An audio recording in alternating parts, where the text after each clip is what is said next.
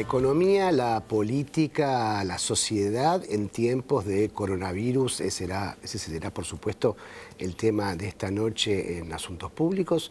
Son tiempos altamente inciertos y, como dicen los infectólogos Silvia, Mabel, dinámicos, es la palabra del momento. Esto es una situación muy fluida, no sabemos bien qué va a pasar, pero vamos a tratar de aportar la mayor cantidad de información, análisis e interpretación posible a cómo está el mundo y la Argentina hoy.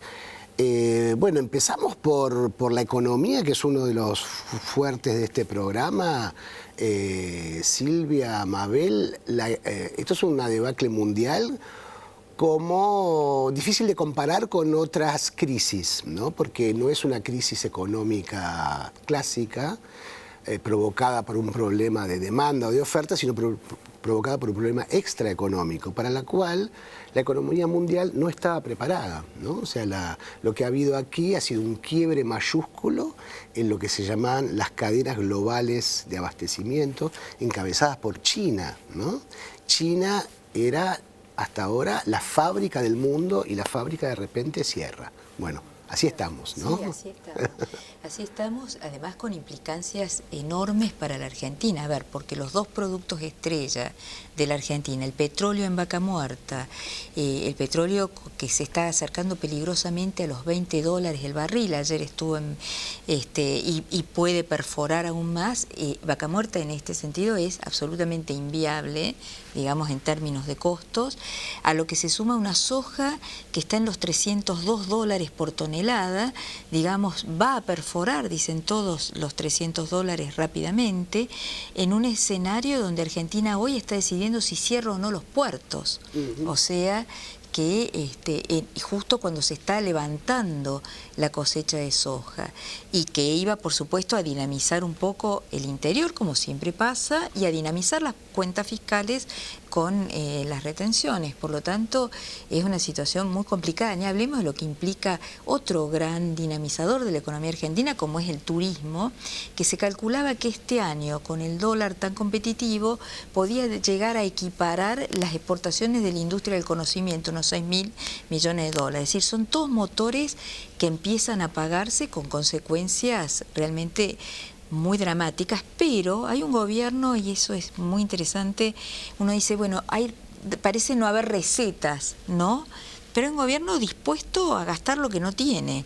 Y en este contexto el ministro Guzmán parece que va a presentar una oferta. El tema es quién se la recibe, porque están llegando mails a nosotros como periodistas diciendo, bueno, que los fondos de inversión, por ejemplo, que son tenedores de la deuda argentina, están cerrando sus oficinas. Los estudios de abogados están cerrando sus oficinas. Entonces, no claro, vos podés presentar, pero ¿quién la recibe? Ni siquiera los fondos buitres están apareciendo. Uno decía ayer, la acción de YPF, cerca de los $3, con YPF con un valor ridículo, porque YPF no puede valer 1.000 millones o menos de 1.000 millones de dólares, es absurdo.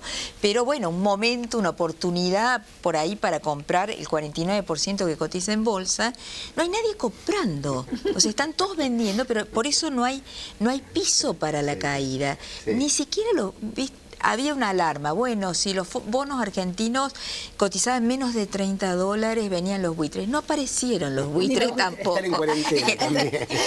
¿Qué es? No, es inédito. Creo que el tema nos está planteando algo que tiene que ver con lo civilizatorio casi. Claro, porque estamos planteándonos un mundo globalizado que hizo durante los últimos 30 años el elogio de la integración, de las cadenas de valor, que ya venía amenazado por la guerra comercial y por las consecuencias que ya estaban sobre las economías y sobre los pueblos de esta globalización, ¿no? Es decir, bueno, la lógica de salir desenfrenados, saber dónde me es más barato producir, la soberanía de consumidores y no de productores, generó que, bueno, economías se deprimieran como la de Estados Unidos, hay sectores que han caído mucho y reaccionan políticamente. Bueno, desde la dimensión política, esta pandemia lo que está mostrando es que justamente en lo global, China llegó con su economía y con su virus, que podía haber sido China o cualquier otro epicentro, ¿no? La cosa de la integración total, llegar, no hay país que no se salve, y todo al mismo tiempo. Porque uno recuerda decir, bueno, lo que habrá sido la epidemia del polio,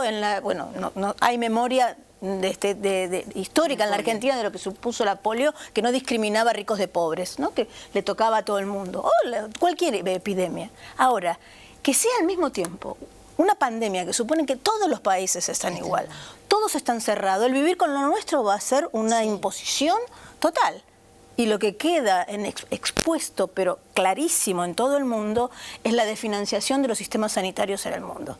Yo después le propongo que en el segundo bloque hablemos un poco de lo que podría ser un mundo post-pandemia, ¿no? Porque de acá, esto es un quiebre histórico, es un punto de inflexión absoluto, donde va a haber un antes y un después, ¿no? Tenemos que resetear, estamos reseteando la forma en que pensábamos muchas cosas de la economía, de la política, de la sociedad.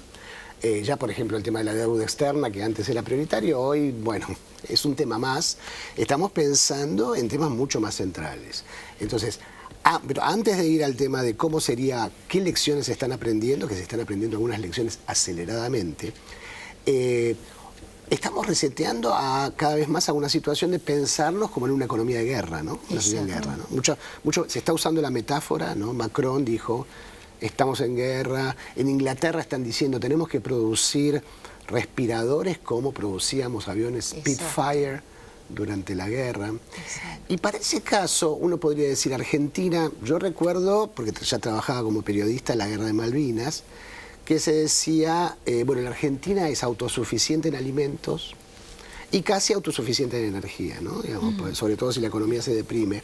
En ese sentido, comparado con otros países, estamos un poco mejor, ¿no? Digamos, como para pensar, contar los recursos que tenemos, ¿no? Bueno, los europeos después de la guerra incentivaron enormemente su autoabastecimiento en alimentos. Por eso protegieron su sector agrícola, ¿no? Decir, bueno, ¿qué hacemos con los alimentos? No podemos quedarnos sin alimentos. Bueno, eso lo tenemos. Es decir, ¿qué cosas necesitamos? Algo que está mostrando hoy, qué necesitamos imprescindiblemente y de qué cosas podemos prescindir. De qué cosas realmente no son necesarias, se pueden dejar de hacer, de tener, y qué cosas no. La salud no. O sea, los trabajadores de la salud, los trabajadores de la limpieza de las ciudades, los que significan trabajos que han sido precarizados, mal pagos históricamente, son los que hoy, ante una emergencia, nos damos cuenta que son las personas más útiles, a las que más necesitamos y a las que más vamos a recurrir. Muchos de nuestros trabajos son absolutamente prescindibles, otros no. Entonces, ¿cómo pensamos las cargas sociales? ¿Cómo pensamos que, por ejemplo, decíamos, no hay plata para los viejos, no hay plata para las jubilaciones, necesitamos recortarlas? ¿Ah, sí necesitamos recortarlas? ¿Cómo sostenemos a nuestros mayores? Porque la prioridad es la plata, ¿quién la tiene? No, es decir, la plata está, ¿quién la tiene? El tema es que tenemos que empezar a pensar al revés, pensar distinto a como veníamos pensando, ¿no?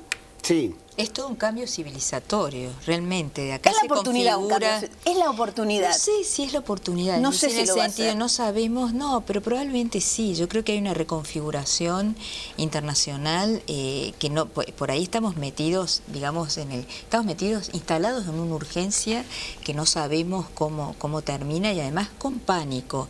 Porque en realidad lo que está dominando es el pánico. Hoy hay un ensayo que está circulando excelente de Leiser Madán, es un gran filósofo, que recuerda una peste, ¿no? Donde dice se contagiaba con solo mirarse, y esa es un poco la sensación que se tiene en este momento, una sensación de pánico, que seguramente hay una reconfiguración de los modos de producción que va a venir, es cierto, pero va a tener un costo social muy alto con estados que también están quebrados. O sea, hay que ver cómo es la reacción. Uno no imaginaba un Trump poniéndole en el bolsillo de la gente $1000 para pasar a un Macron diciendo que va a estatizar las clínicas privadas y revalorizando el sistema público de salud de frente. Es decir, son situaciones inimaginables de algunos personajes, ¿no?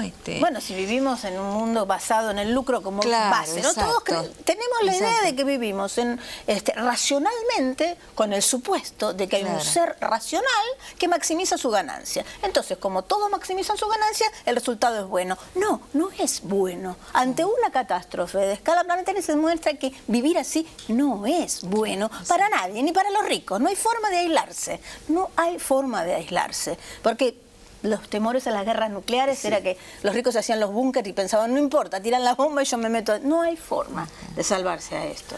Bueno, uno de los que más se han aislado en estos días es Silicon Valley, ¿no? Donde viven los ultramillonarios y donde toda la tecnología no ha servido de nada contra un enemigo, digamos, es natural, lo que parece que no está inventado, ¿eh? Pero qué curioso, natural. qué golpe a ciertos narcisismos, que cuando se decía, había fantasías de que la vida humana se prolonga, que íbamos a vivir. Claro, superhombre, del cual habla Harari, ¿no? Homo Deus, claro. Homo Deus, el hombre que puede vivir 140 años, sí, que allá nació, claro. Bueno, la naturaleza o quien sea se ha ocupado de darle una lección de humildad a todos estos ensayistas, ¿no? Que nos empezaban a contagiar una especie de sensación de inmortalidad y de omnipotencia. Ahora están teniendo todos un baño de humildad ante una peste, digamos, una peste que ¿con qué se compara? Se compara con la gripe española que mató a 100 millones de personas hace un siglo, y se compara con la peste negra en Europa que terminó con la Edad Media, digamos. Por eso las pestes normalmente se asocian a cambios civilizatorios importantes. Pero les propongo que sigamos viendo, especulando y con información sobre cuáles podrían ser un mundo, qué cambios podría haber en la post-pandemia. Ya volvemos.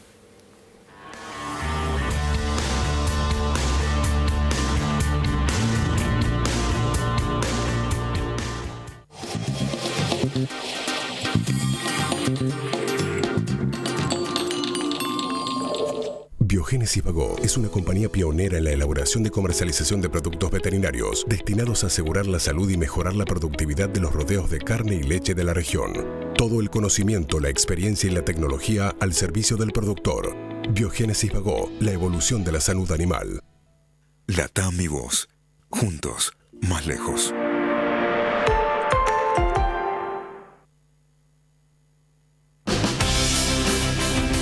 Valoramos tu energía.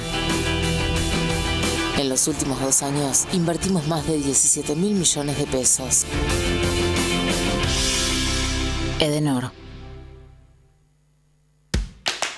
Trae tu sueldo a Banco Galicia. Te damos hasta 10.000 pesos en tu tarjeta Galicia Visa. Hacete Galicia en bancogalicia.com. Banco Galicia. A veces para ganar, más vale jugarla de callado. Bueno, estamos transmitiendo en vivo en el Caballo de Madera por entrada a Troya. Que un like no cambie tu historia. Osdeneo, seguí tu plan.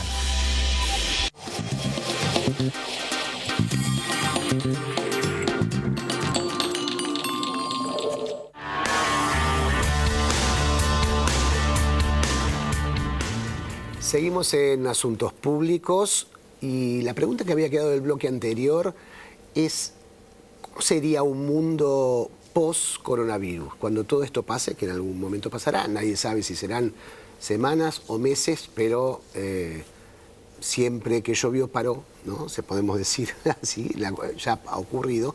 ¿Cómo será el mundo? ¿Cambiará? ¿No cambiará?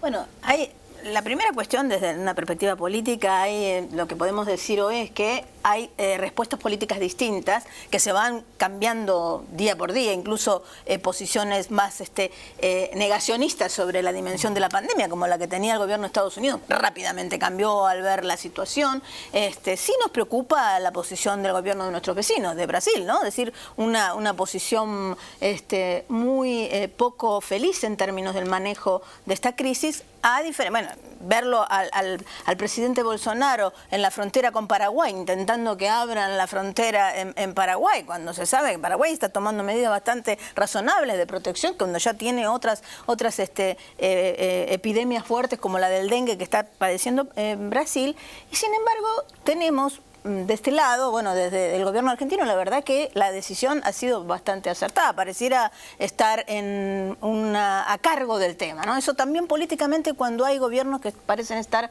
a cargo, ¿no? Es decir, el gobierno alemán se puso muy a cargo y la situación en Alemania está bastante controlada. Pareció la situación de tanto de España como de Italia muy desafortunada políticamente. Fueron muy lentos en el manejo ante algo imprevisible, también es bueno decirlo, como se plantea, pero me parece que poder tener un Ministerio de Salud con autoridades de salud pública muy responsables, ¿no? Es decir, llevando la tranquilidad de que lo que se hace, se está haciendo bien, no es poca cosa. Hay un antecedente histórico en la Argentina que después de las plagas, las pestes del siglo XIX, se creó la infraestructura de salud y hubo casi una obsesión.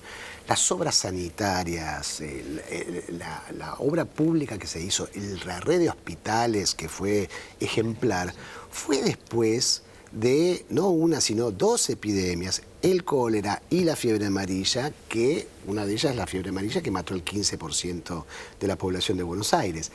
Eso creó una conciencia, sobre todo en la clase dirigente, de aplicar una política de salud que se mantuvo durante muchas décadas, ¿no? Después eso aflojó, pero eso pasó históricamente. Tener parado la infraestructura. Lo que pasa es que, claro, hemos crecido. Creo que la ciudad de Buenos Aires tiene 30 hospitales, con lo cual es una infraestructura que fue abandonada.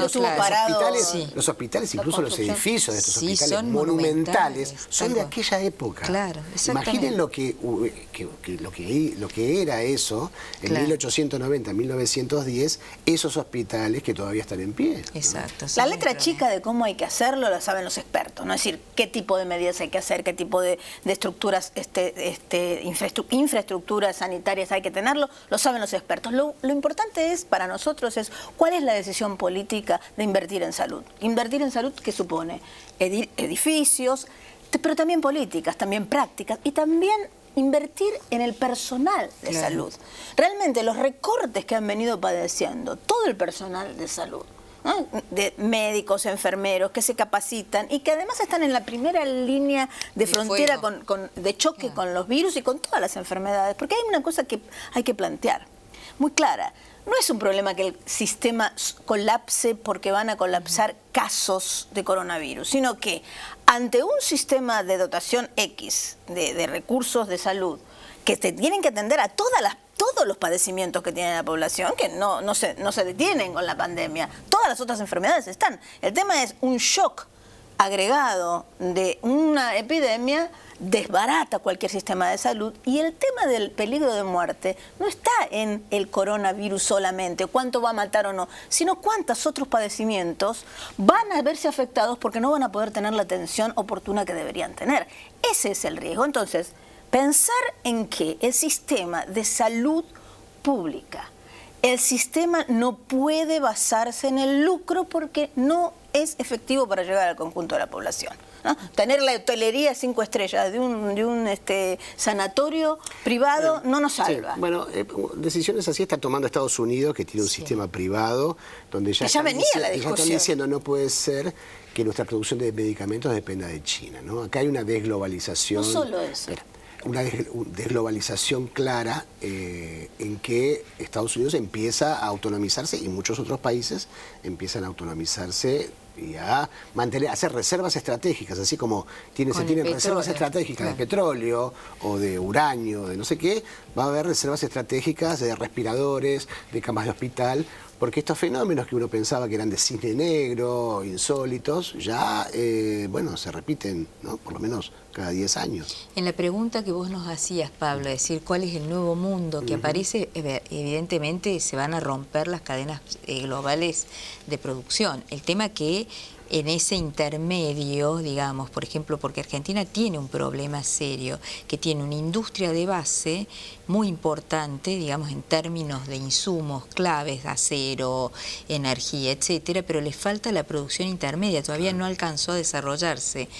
Y eso, por eso, por ejemplo, Toyota, que tiene su planta en Zárate para producir la Hilux para el mundo, que lo hace desde Zárate, en la provincia de Buenos Aires, el problema es que tiene montones de piezas que vienen de distintas partes del mundo. Bueno, eso se va a cortar hasta que eso se reponga, digamos, hasta que Argentina pueda reemplazar reemplazar esas piezas, son procesos que llevan un tiempo y tienen un costo social, digo, industria automotriz, por decir toda la industria electrónica, es decir, hay distintos sectores industriales muy dependientes de lo que fue un fenómeno que es la globalización, que arranca fuertemente con los 90 y tuvo un impulso enorme a nivel mundial. Además, yo no creo que volvamos a digamos, a la autonomización total de cómo era la economía en los 60. Pero sí que la hiperglobalización que hubo, eso de tener un lugar o dos, o sea, se va a diversificar más, se va a replantear, el mundo va a seguir siendo interdependiente, no se puede producir. Bueno, hay un elemento más a agregar, que es el cambio climático, que ya viene pidiendo a gritos que los patrones civilizatorios de construcción, de consumo, cambien. Entonces esto creo que es una oportunidad para pensar qué es lo que consumimos, qué es lo central. Creo que el mundo que se viene también va a haber, como dijimos antes, una revalorización del Estado. Exacto. ¿No? Ya se está hablando en Europa de nacionalizaciones masivas. Por ejemplo, ¿qué va a pasar con las líneas aéreas? Bueno, las líneas aéreas hoy están quebradas, ya en este contexto ya están quebradas, lo están advirtiendo. ¿Y qué va a ser? Lo que pasó en el 2008-2009. Claro. Va a haber un rescate de los gobiernos, así como Estados Unidos salvó a General Motors y a las grandes automotrices de la quiebra invirtiendo dinero, seguro. Bueno, el Estado siempre está, es un mito. El Estado y mercado son lo mismo, no hay funcionamiento del mercado. Son demasiado grandes para caer, otra vez. Claro, pero además no solo es eso, sino qué supone lo público. Me parece que la discusión no es solo lo estatal, porque es cierto, el Estado va y rescata empresas, siempre las rescató, ¿no? El socialismo de las ganancias y el socialismo de las pérdidas y el capitalismo de las ganancias, no siempre fue así, claro. Y sigue pero siendo probablemente así. Eso cambie, Mabel. Es decir, me parece que es probable que surja un Estado más inteligente, porque también aprende lecciones, la política aprende lecciones y ojalá que termine con esta cosa tan ideológica, ¿no? Es probable que eso cambie, en el sentido de que el Estado tenga participaciones más activas. Sí, me parece que esto tiró por el aire esos dogmas. Bueno, igual el Estado de Bienestar fue producto después de la Segunda Guerra Mundial, donde tanto en Inglaterra, ¿no? Tanto liberales como conservadores estuvieron de acuerdo en hacer, bueno, esto no va más, hay que hacer otro planteo y hacer un estado de bienestar, porque bueno, estaba obviamente los países socialistas, estaba el bloque socialista. Es que hay otra cuestión. Pero va a haber una demanda social muy fuerte, es decir, la compensación, claro. Digamos, si el estado de bienestar surge como respuesta a lo que era la URSS en aquel momento, ahora va a tener que surgir por la demanda de los votantes. Hay una demanda, hay una nueva sociedad, la sociedad no está quieta, hay un nuevo tipo de ciudadano muy demandante, no van a poder mirar para otro lado. Bueno, ya lo vemos en América Latina, lo vemos en Chile, lo vemos en Argentina, lo vemos en Brasil, en México, ¿no? Ese que hay una efervescencia política que ahora, bueno, estamos pasando todos en cuarentena. Es que parecía que el reparto de la riqueza era, bueno, el credo es, bueno, todos tenemos que competir, trabajar, cada uno vela por sí mismo. No se puede. Y hay una demanda de construir cuestiones muy básicas con criterio social, con criterio colectivo, con criterio público, con criterio solidario. Sin solidaridad, que tiene que ser la base número uno, no hay otra forma. Y la solidaridad, ¿qué es? No pueden decir no hay plata para pagar lo que necesita una persona para vivir. No, a ver, empecemos a pensar al revés. Bueno, necesitamos alimentar a todos. ¿Cómo hacemos? No al revés. La idea del beneficio universal, ¿no? De la renta básica universal. Ahora, bueno, ya está empezando en Estados Unidos como una cosa de emergencia, pero que es muy probable que se generalice y que se estandarice como forma de, bueno, empezar a limar las diferencias de equidad, ¿no? Claro, pero ¿para qué se acumula, no? Porque también es esta idea, ¿para qué se acumula? ¿Por qué hay una concentración cada vez más amplia de riqueza? Que es riqueza y es poder, porque el que tiene el dinero en el sistema capitalista tiene el poder, porque tiene el poder de decidir, ¿invierto o no invierto? ¿Dónde invierto? ¿Dónde me da más lucro? Bueno, eso librado a que unas pocas personas, pocos grupos, lo decidan, es una catástrofe mundial. Entonces habrá que pensar cómo colectivamente definimos prioridades. Y ahí está la política, la decisión, justamente, las sociedades, los pueblos dicen basta, ¿no? Aquí no se puede, aunque hay todavía sectores de la sociedad que dicen me salvo solo, voy corriendo, me compro todo, a ver qué hago, me compro todos los alcoholes en gel que puedo, acaparo papel higiénico. Bueno, esas conductas están, el tema es poderlas ir superando, convenciendo que esas conductas no son cooperativas y que a la larga eso le perjudica incluso al que acaparó todo el papel higiénico, ¿no? Y eso, lo que vos acabas de decir, ya hay ejemplos sociales. Por ejemplo, me contaban ayer que en los supermercados, cuando veían gente que llevaba más de rollos para cocina, más de lo imaginable, la gente le decía, che, llévalo de nuevo a la góndola, que otro lo puede necesitar. O sea, ya hay una conducta social distinta acá en la Argentina. Vas a estar marcado no solo por ahí, por el Estado, por el control, sino por tu propio vecino. Claro, ser no solidario también tiene que tener un costo, no solamente denunciar al otro. En el minuto que nos queda, a ver si podemos hacer una síntesis de cuáles serían los principales cambios.